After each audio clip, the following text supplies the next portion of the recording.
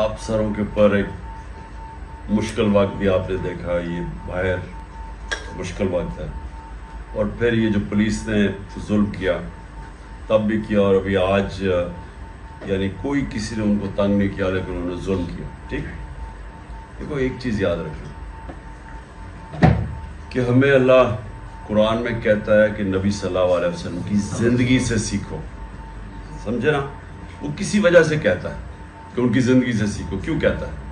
کیونکہ دنیا کی تاریخ میں کسی انسان کو اللہ نے اتنی کامیابی دی نہیں جو ان کو دی، اور ان کی زندگی کیا تھی کہ بڑا مشکل وقت سے وہ نکلے تھے.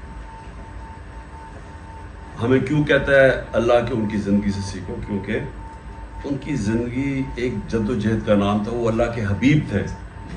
اللہ چاہتا تو ان کو پہلے دوسرے دن ہی مدینہ کی ریاست دے کے اور عروج دے دیتا، لیکن 13 سال اللہ نے ان کو مشکل ترین وقت سے گزارا.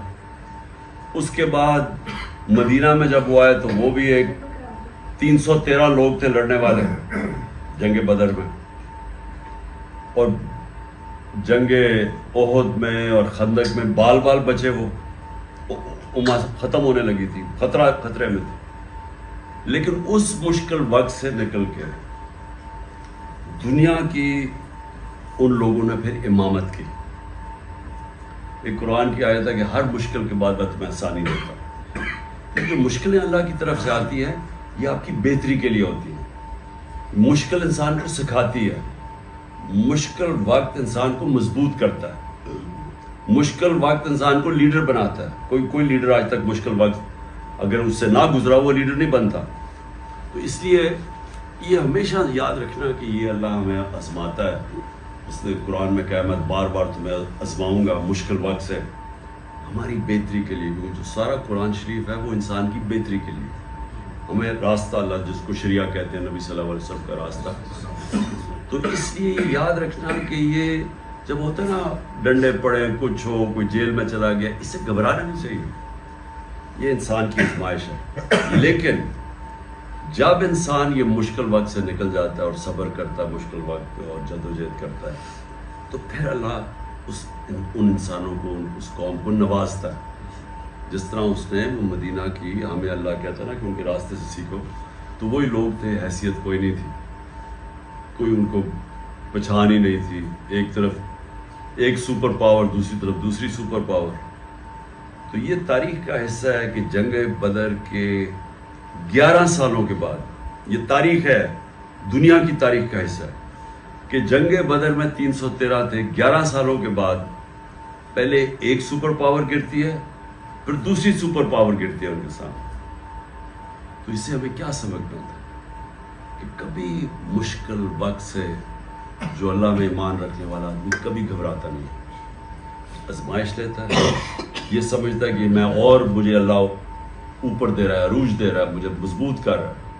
تو آپ سب بھی جب یہاں باہر بیٹھے ہوتے ہیں یہ یاد رکھیں کہ ہمیں اللہ نے کسی مقصد کے لیے پیدا کیا، اور وہ مقصد جو ہے اس کے اندر ہمیں وہ چاہتا ہے کہ ہم مشکل وقت کو صبر سے گزاریں، محنت کریں، اور پھر اللہ اس کو عزت دیتا ہے ان لوگوں کو. جس طرح اس نے جس ہمارے نبی کو وہ عزت دی جو آج تک کبھی کسی انسان کو نہیں ملی.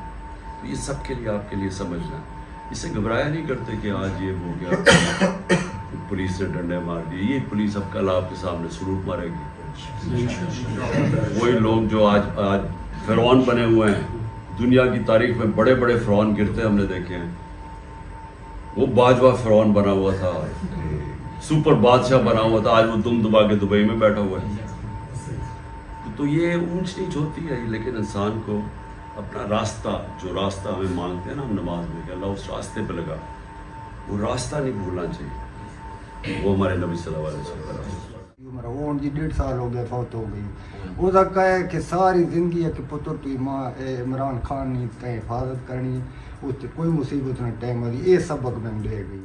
میں سر میرا نام محسن راجہ ہے، میں ناروے اوسلو سے آیا ہوں. کدھر سے؟ ناروے سے.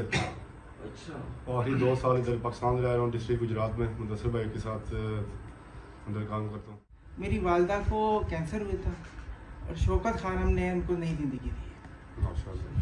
میں انگلینڈ چھوڑ کے آیا ہوں، میری شادی انگلینڈ میں بھی ہے، اور میں نے کہا جی جب تک خان صاحب نے پاکستان کو ٹھیک نہیں کرنا میں نے کہیں نہیں جانا, میں نے پاکستان میں ہی رہنا ہے.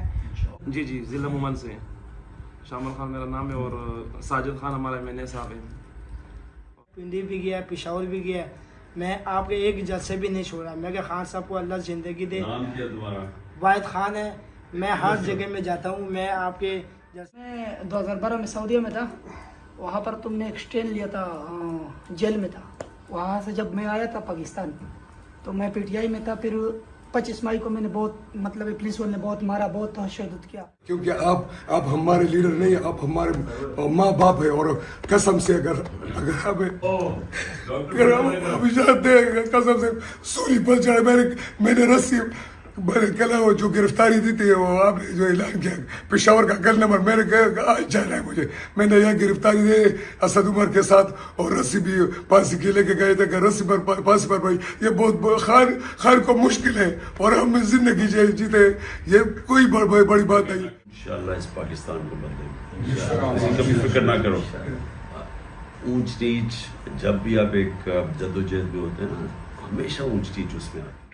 ویسے 2009 سے آپ کا سپورٹر اور آپ کا حامی ہوں, لیکن ایکٹیو جو ہے نا وہ 2018 سے, اور جب آپ وزیر اعظم اس سے زیادہ ہوا ادھر سے اس وقت سے زیادہ. یہ میرا 2007 میں PTI جوائن کیا, 2009 سے 2016 تک ڈسٹرکٹ جنرل سیکرٹری رہا ہوں ٹانگ کا. ماشاء اللہ آپ کے سارے دھرنوں میں اور سارے لانگ مارچ میں شرکت کی ہے. سر میری لائف کی خواہش ہی ایک دفعہ میں مرشد سے ملوں. مرشد ہی ہمارا, ہم آپ کو کبھی خان صاحب نہیں لکھتے, صرف مرشد ہی لکھتے ہیں. سر میں لاہور دے سب تو بڑے لوٹے دے حلقے وچوں ہاں, مہن چودھری.